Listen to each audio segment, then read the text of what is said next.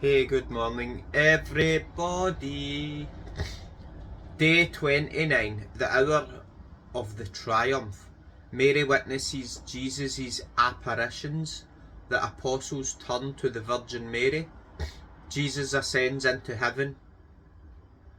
The soul to its Holy Queen Mother. Admirable Mother, here I am again on your maternal lap to unite myself with you on this feast of the triumph of our dear Jesus' resurrection. How beautiful you appear today. You are all love, all sweetness, and all joyfulness, as you appear arisen together with Jesus. O Holy Mother, in such joyful triumph, do not forget your child, but enclose the seed of his resurrection in my soul, so that by virtue of this divine seed my will may resurrect in its entirety in the divine will, and live always united with you and with my sweet Jesus. Lesson of the Queen of Heaven. Blessed child of my maternal heart, great was my joy and triumph in the resurrection of my Son. I felt reborn and arisen in him. All my sorrows were transformed into joys and into seas of grace, light, love, and forgiveness for souls, and they extended my maternity to all my children. Jesus conferred upon me this maternal prerogative, and he sealed it with my sorrows. Now, dear child, listen closely to what your tender mother wishes to tell you. After the death of my son, I withdrew to the cenacle together with beloved John and Magdalene, but my heart was pierced because among the apostles only John was with me, and in my sorrow I said, and the other apostles, where are they? And as they heard that Jesus had died, touched by special graces, they were all moved to tears, and one by one, like fugitives, they gathered around me, surrounding me like a crown. With tears and sighs they asked my forgiveness for having fled and for having so cravenly abandoned their master. I welcomed them maternally in the ark of refuge and of salvation of my heart. I assured them of my son's forgiveness, and I encouraged them not to fear. I said to them that their destiny was in my hands because my son had given them all to me as my children, and I recognized them as such.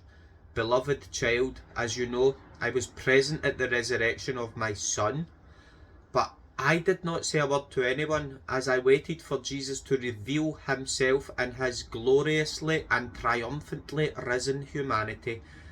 The first one to see him risen was the fortunate Magdalene, then the other pious women, and all came to me, telling me that they had seen Jesus risen and that the sepulchre was empty, and I listened to them all.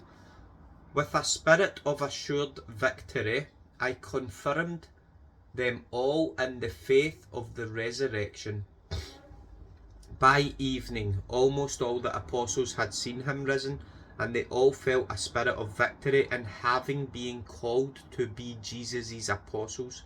Dear child, what a change in scene it was for the apostles, who symbolise those who initially let themselves be dominated by the human will, who run away and abandon their master, and in fear and fright hide. Indeed, Peter reached the point of denying his master.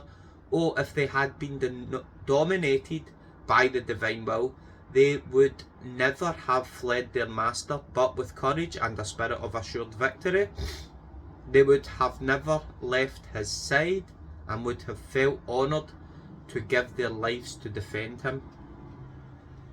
Now, dear child, my beloved son Jesus spent 40 days risen on the earth. Very often he appeared to his apostles and disciples to confirm them in the faith and in the certainty of his resurrection. And when he was not with the apostles, he was with his mother in the cenacle, surrounded by souls who had come out of limbo. But at the end of the 40 days, Jesus instructed the apostles, and entrusting to them his mother as their guide and instructor, he promised us the descent of the Holy Spirit. Then, blessing us all, he departed and took flight for the vaults of heaven together with the great host of souls that had come out of limbo. All those present, and we were great in number, saw him ascend, and as he rose on high, a cloud of light removed him from our sight. Now, my child, your mother followed him into heaven and was present at the great feast of the Ascension. Moreover, since the heavenly homeland was not foreign to me, the feast of my son's ascension into heaven would have been incomplete without me. Now, dearest child, I wish to offer you a word of advice. All that you have heard and admired has been nothing but the power of the divine will operating in me and in my son. This is why I so lovingly desire to enclose in you the life of the divine will. It is God's operating life. What happiness there would be if everyone would receive it, but instead the majority keep it stifled and use it for their own interests. Although the divine will could operate prodigies of sanctity, grace, and works befitting its power, souls reduced it to inactivity, whereby it is unable to display its power. So be attentive and let the heaven of the divine will extend its power within you, so that by this means it may accomplish in you whatever it desires, and howsoever it chooses. The soul, my most holy mother, your beautiful lessons enrapture me, and oh, how I wish and long for the operating life of the divine will to seize my soul. I too want to be inseparable from my sweet Jesus and from you, my mother, but to be sure of this, you must take on the commitment of keeping my will enclosed in your maternal heart. And even if I should see that this effort costs me much, you must never give me my will back. Only then will I be certain that we will remain inseparable. Otherwise my prayers will remain only words, bereft of good works. Therefore I, your child, commend myself to you with the hope of obtaining everything from you. Aspiration. Today, to honour me, make 3 genuflections in honour of my son's act of ascending into heaven, and entreat him to grant you the courage to make your ascent in the divine will. Exclamation. Dear mother, with your power triumph over my soul, and may I remain in the will of God. One important point, it says, unlike Peter's bold act of cutting off the high priest's servant's right ear to defend Christ from being captured, the expression, they would have given their lives to defend him, implies a selfless act of martyrdom.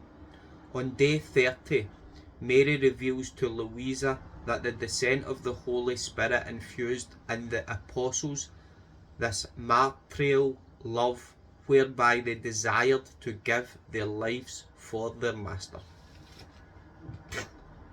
There you go. Right, have a good day, God bless. Ciao. Almost done. 2 more days.